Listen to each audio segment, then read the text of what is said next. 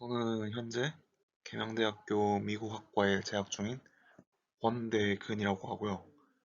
오늘 발표할 내용은 H.G. 웰즈의 타임머신에 대한 내용입니다.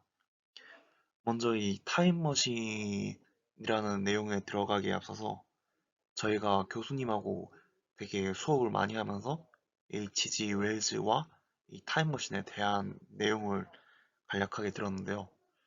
한번 이 부분을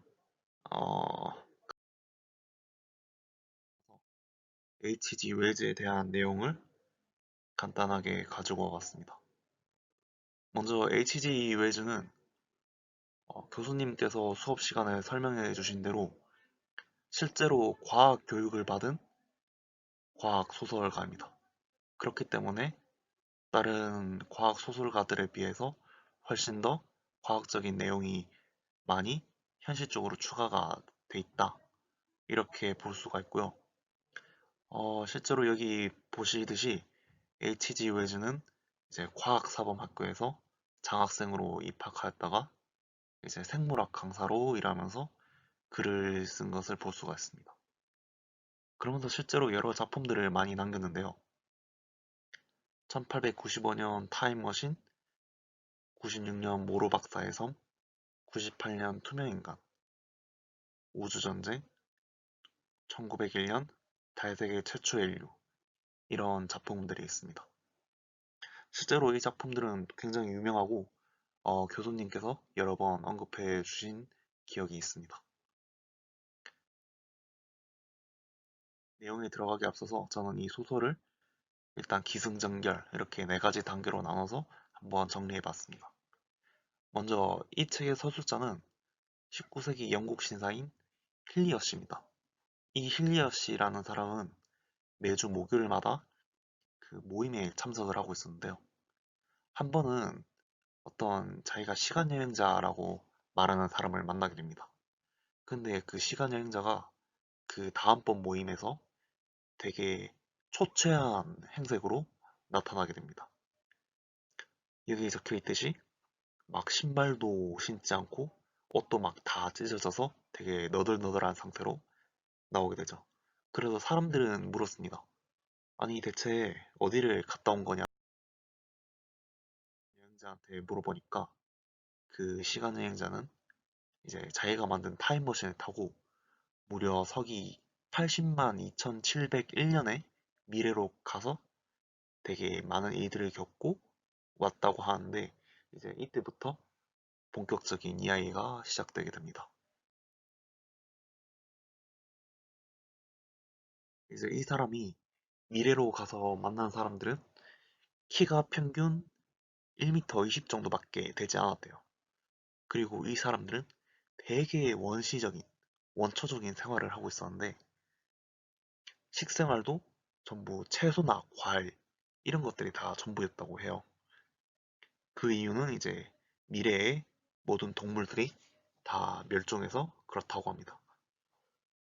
그래서 미래에서 뭐 그럭저럭 잘 생활을 하고 있던 이 시간여행자는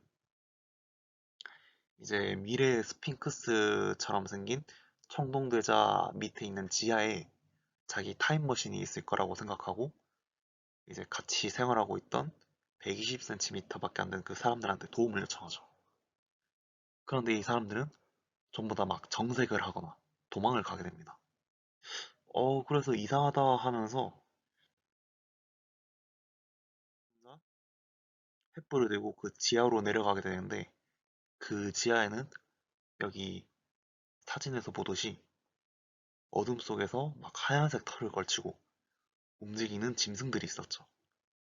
그리고 여기서 이 시간 여행자는 굉장히 놀라운 사실을 발견하게 되는데 바로 사람들이 지상고와 지하로 나눠서 두 가지로 진화했다는 거죠. 그래서 이 두 가지 종류로 진화한 사람들에게 이름을 붙여줍니다. 땅 위에 사는 사람들을 엘로이, 그리고 땅 밑에 사는 사람들을 몰록이라는 이름을 지어주죠. 그리고 실제로 이 몰록이라는 인간들은 지상에 존재하는 엘로이라는 사람들을 약간 가축으로 대하듯이 가축으로 대하듯이 했는데 그냥 이제 심심할 때마다 몰록이 엘로이를 잡아먹고 약간 그런 안 좋은 상황이었던 거죠. 그래서 엘로이 사람들도 이제 같이 시간 여행자하고 그 타임머신을 찾기 위해서 지하로 내려가기 싫어했던 거고요.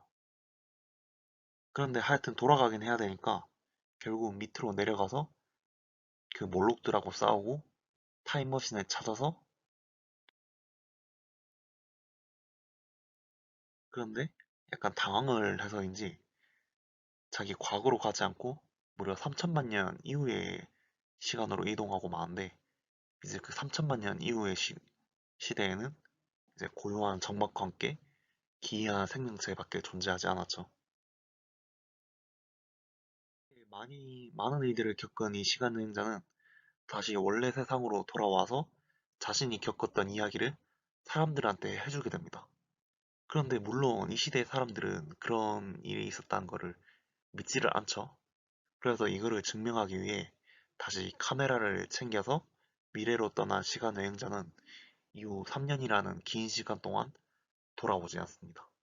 이렇게 이야기가 마무리되게 되는데 결국 이 작품은 그 작가가 그 당시에 있었던 시대상, 그 지상에서 귀족들은 계속 호의호식을 하면서 편하게 지내다가 결국 퇴화하게 되고 지하에서 열심히 일하던 프롤레타리아 노동자 계급들은 결국 지하에서 더 몰록이라 더 이상한 몰록이라는 짐승들로 진화하게 되고 이런 것들을 통해 약간 그 시대상을 반영하면서 약간 비판하는 그 당시 분위기를 비판하는 그런 작품이었다고 볼 수 있습니다.